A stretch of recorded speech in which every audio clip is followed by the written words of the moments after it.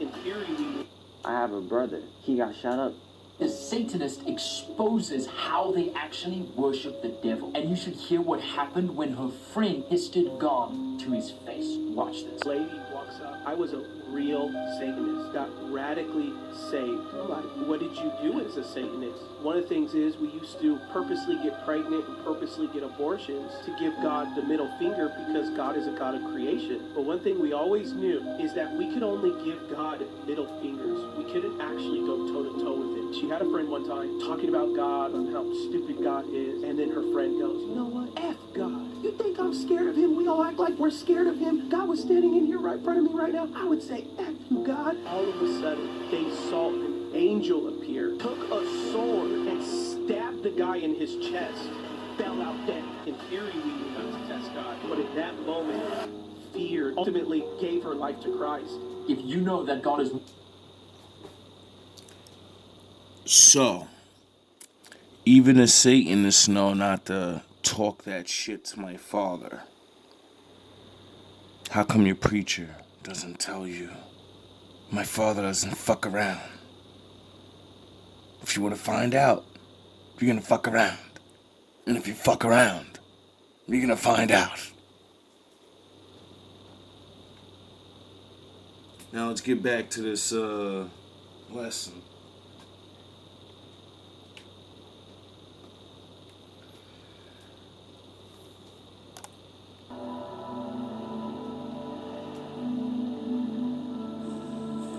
Welcome back. So I just come from the store, right?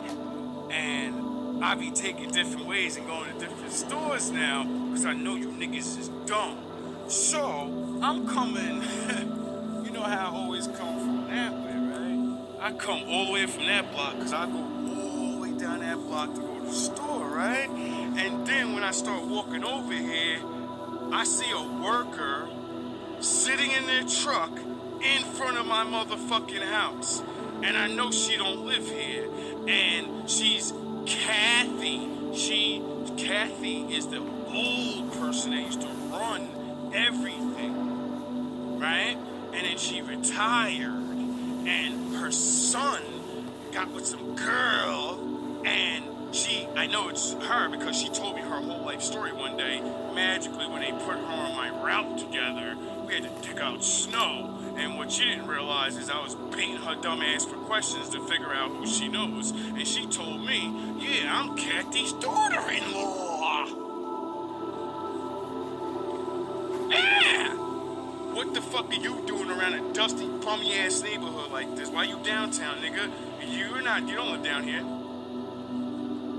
You shouldn't. I've never seen you sit out in front of my house before.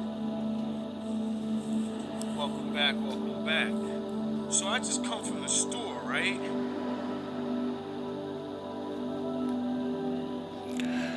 You're idiots. Pure idiots. Why'd you leave soon as you see me stare at you? You didn't notice I came from the back way? You thought I was gonna come out front of the house? No. My father wakes me up and makes me do strange things now.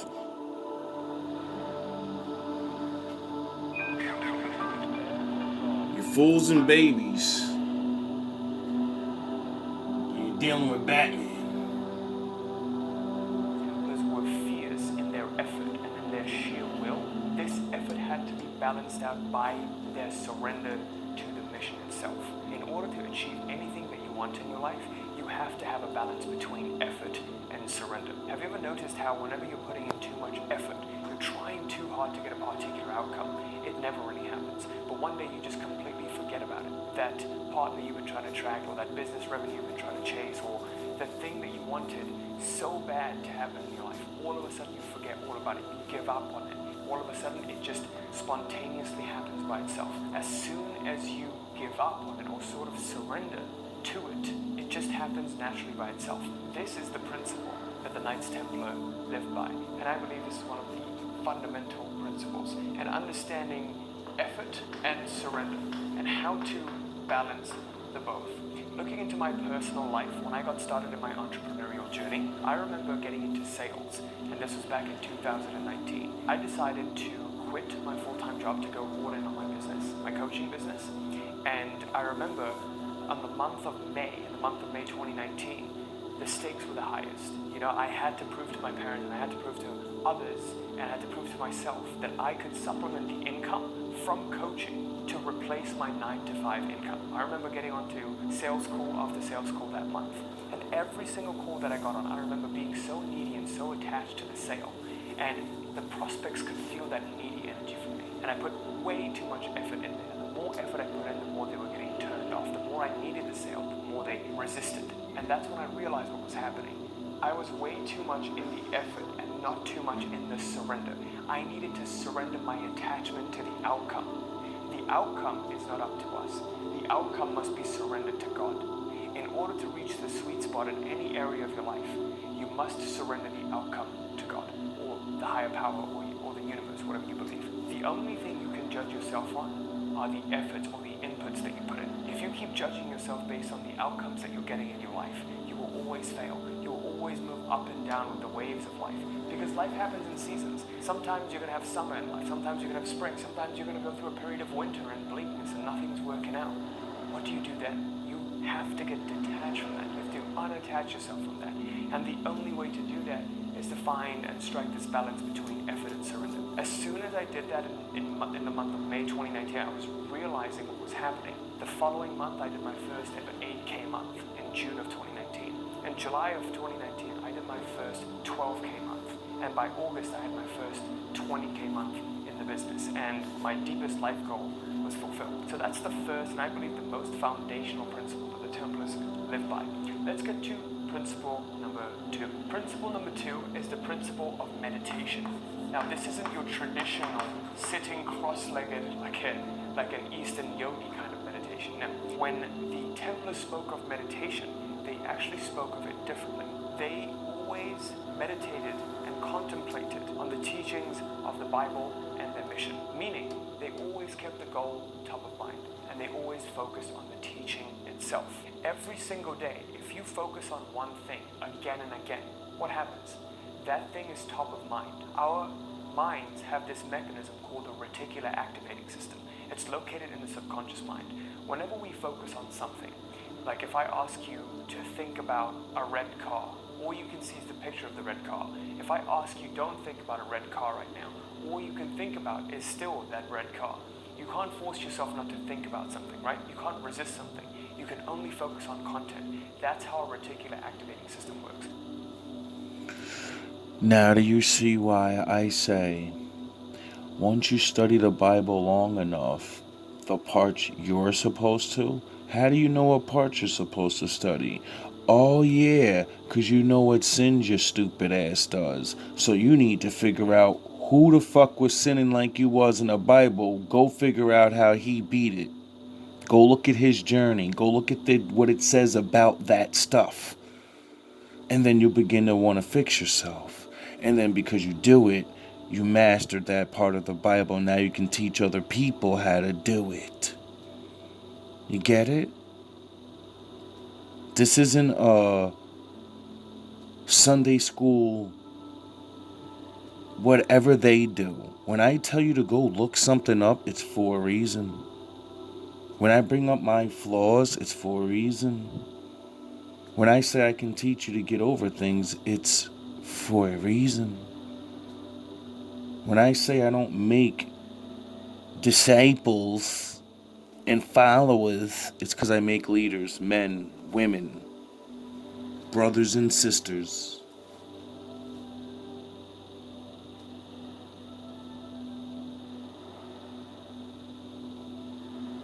Reticular activating system works. What's funny though is the more you keep focusing on the red car, the likelihood that you will notice red cars in your environment is much higher. That is just how the subconscious mind works. It's like a servo mechanism. It's target fixated. Have you ever been on the highway and you look at the car next to you and you try to avoid it, right? You tell yourself, oh, I'm going to move away from that red car. But the more you focus on avoiding the red car, the more you start to move towards it. The only way you can get away from the red car is by focusing on the road in front of you, okay? That's exactly the principle that the Knights Templar utilized. They focused on their mission instead of dwelling on what was happening and what was going wrong. They focused on their mission and on the purity of the teachings itself. So what you have to know from here is the key is to have your goal top of mind, but also there is another aspect of it. The Knights were very, very intellectual, very intelligent beings, but they were also very, very faith-oriented, aka feeling-oriented, which means they had a very, very sharp and very, very well-balanced heart and mind. That's what needs. Oh, is that how you become a Jedi Master? Is that why I say you little ass niggas are not like me? Because you think when I speak with this soft shit and I'm laughing and I'm happy and that's my pure heart, you dumb fucks, the heart of a child. And then when I lion up in real life and club one of you niggas, then you see, oh, he's not just a goofy ass nigga. He will really, really be grown when he has to. And then when you think, oh, he's just, anybody could do that. And then when I teach you this, cosmic knowledge and shit, and then when I teach you, you see how it keeps going? You see how you can only see one side of me? Or whatever side you decided to see and say, that's what he is. He's only that. He's only that. To happen, we need to have a heart and mind coherence towards our goals. So, the goal that you have that you want to create in your life, the thing that you want in your life, you must think feelingly about it, as Neville Goddard would say. When you think feelingly about the goal and what life looks like once the goal has been achieved, guess what happens? You operate from that end state. You become one with the goal itself. This is what the Knights Templar were doing. They became one with their mission. They operated from the place that the mission was fulfilled. Okay, let me explain it to you in a way that you'll understand it. I've said this before. There's no such thing as history. There's only his story. Do you want to be in the story? You already are alive. We're all in the story. You get to choose. How do you choose of what part you get to be in? You learn about what the fuck men did in the old days and what they did, and then you go do it. And you'll know which one you are. You know what's a thing because he'll let you accomplish these things. Get it? And then you become a part of his story. Are you going to be his son, his daughter, or his enemy? And it's no wonder that they were one of the richest, one of the most Your successful societies that ever lived. And they influenced the modern day societies we're seeing today. To give you an example how this principle completely changed my life, the principle of meditating with heart and mind coherence. Let's go back to that example of making a 20K month. I remember I set the goal to quit my 9 to 5 that I was so disappointed, so distraught, so trapped by. I got next. In 1 year time, by July of 2019, I would quit my job and make 20K a month from a business that I'm passionate about.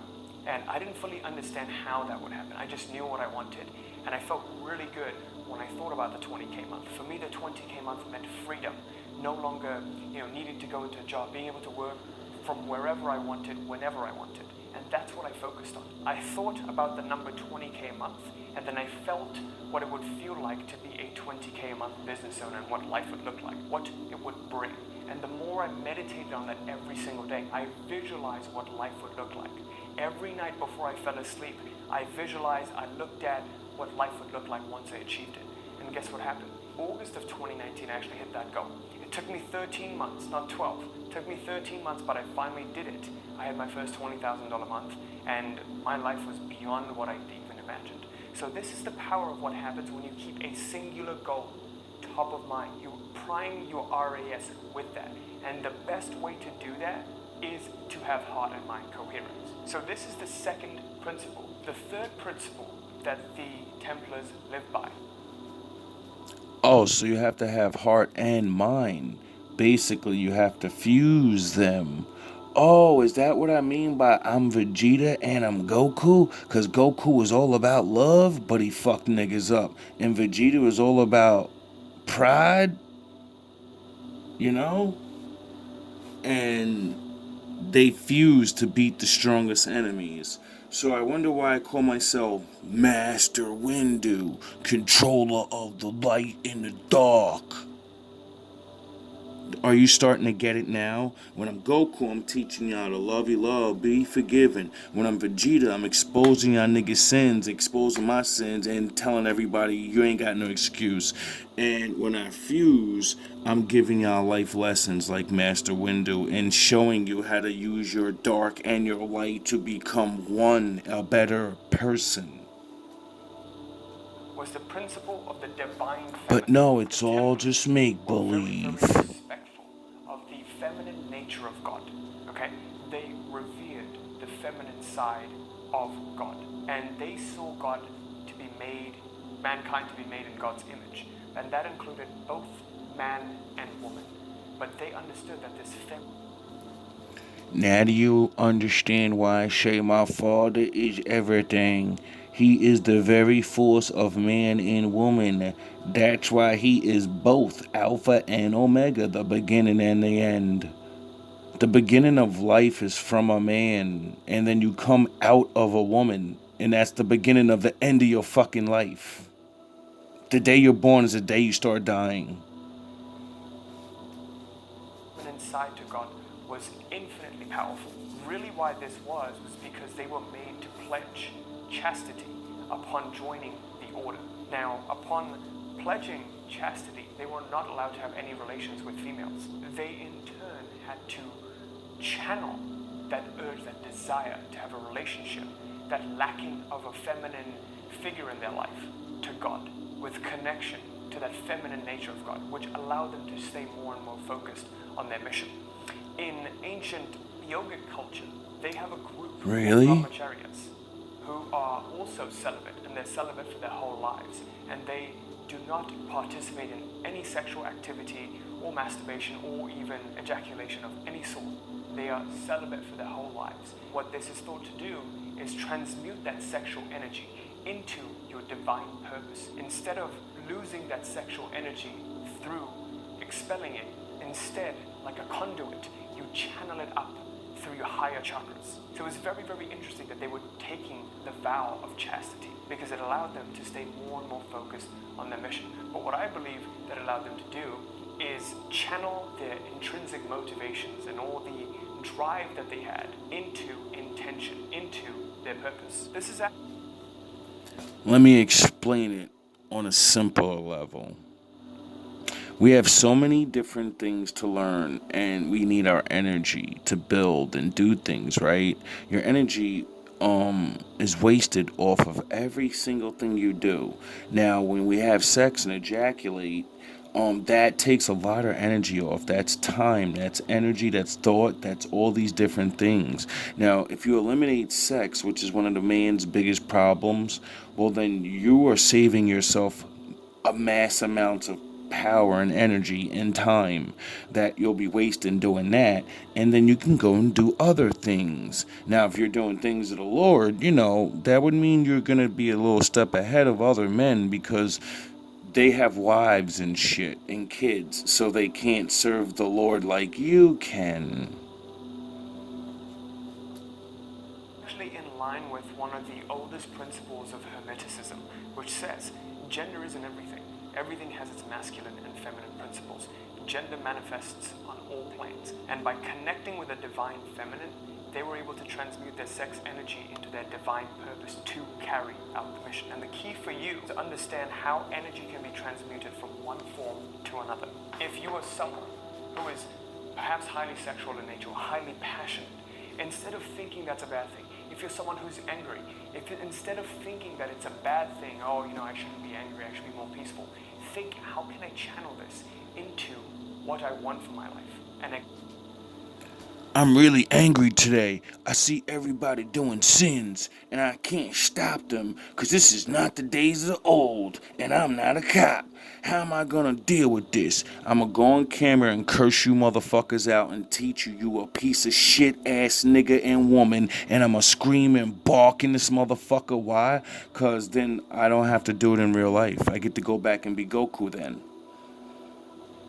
You see how you don't have to be an asshole to people, but get to be an asshole at the same time? You can turn this video off anytime you want. You know why you people love the Vegeta videos? Why do my Vegeta videos get more views than any other video? Because you love it. You ain't never seen a nigga be so righteous and barrel straight through you. Your soul loves it. You're addicted to it now. Because you know you need your ego to be broken. And it could be a goal that you have that's related to You do it to yourself on those late nights when you're beating up on yourself saying, I should do more. How can you channel what you've already got? I know I'm better than this. I do too. I'll just call you a pussy for not trying. Learn how to use what you've already got and transmute it to what you want. And that's what the Templars were able to do by transmuting their sexual energy. And finally, the fourth and final principle that the Templars live by, the principle of rightful action. The Templars believed that in order to develop spiritually, you had to take action. But are you interested in starting your own faceless YouTube automation?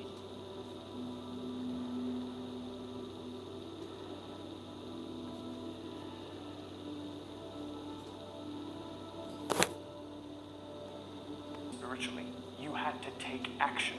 But this action couldn't just be mindless action. It had to be rightful action. It had to... What's the rightful action? Oh yeah, my father wrote a book and told us how to deal with every fucking thing you can possibly think of. There's nothing he didn't write away how to handle it. Now, are you gonna do it always the right way? No. But you can try. Be intentional. So let me ask you a question right now. Whenever you're doing something, how many times do you just do it to get it done? As opposed to do it because you have a particular intention. Do it in a particular way. Do it from a particular place of being. So if I'm working on my business, or if I'm with my child, if I'm with my wife, if I'm with my family, most of the time, now that I'm conscious, I think, who am I being? When I'm with these people, when I'm doing these activities, what's the place that it's coming from? Because I want you to think about it this way. One person can...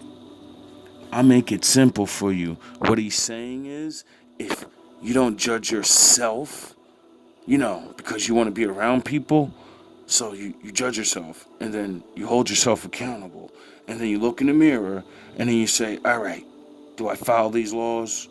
And if I don't follow which ones will make me a better man for this person? What do they like?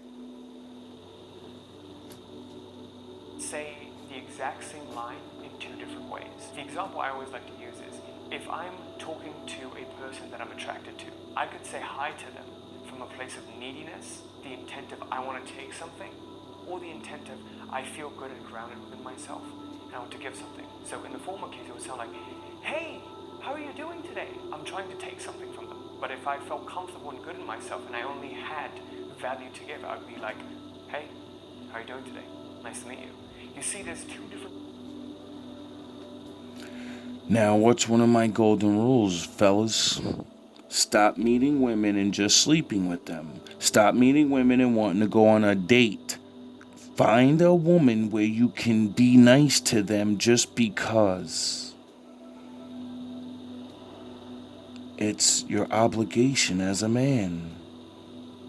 Stop letting people say, it's not my business, it's not my problem. The Lord said it is. Now go do your job. ways of saying the same thing. It's just coming from a different place. If I'm needy and my intention is to take, then it's going to come from a different place. It's going to not be rightful action. It is going to be action that makes me smaller. Okay? When you come from a place of giving and service, your action becomes rightful action. And that is the principle of sacred activism. How can we transmute the lower intentions that we have when we're stuck in survival mentality, thinking we need to take something, to what can I give? How can I... Oh, Is that how the devil's controlling most of you? Because he knows if he keeps you broke, you already don't know how to work together, so you'll be stuck in survival mode, thus making you lost in your mind and think you have no choice but to sin. But if you actually fellowship with people and actually did things, you wouldn't feel broke even though you are broke, because there's more of you. All love and all praise to the Most High.